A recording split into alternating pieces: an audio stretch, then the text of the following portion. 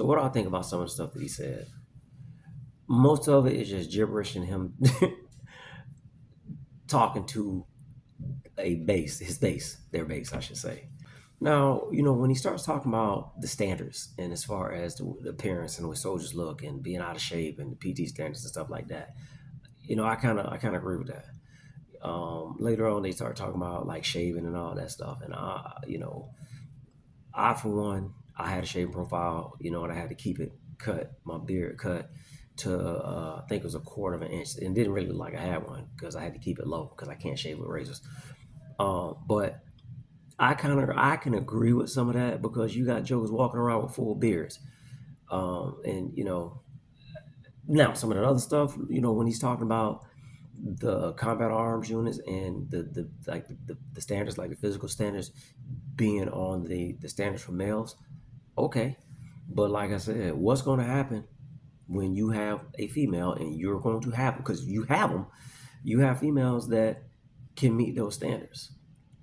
So what they're doing is they're just dismantling all of the stuff that had been put in by the last administration. And again, when they start talking about woke, they took woke to a whole nother level. Woke means, it just means being socially aware, and aware of basically racial injustice. That's why a lot of us as blacks say, hey man, stay woke.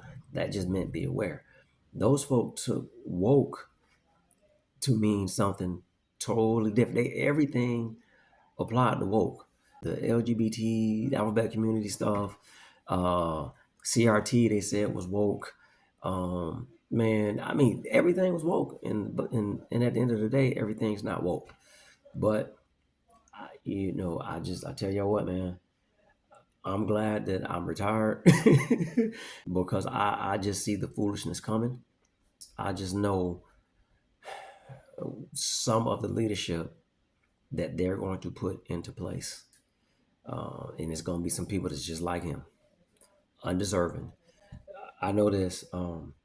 He talked about some of the females and the minorities that were put in positions and promoted, but those people, and the majority of those people that were promoted, they were qualified for the position to get promoted. It wasn't because it was a female. It wasn't because it was a black female. It wasn't because it was any whatever. A lot of those people, the majority of them were qualified for those positions, man. But hey, man, I hope the best for our soldiers, sailors, airmen, marine, coast guard men and women.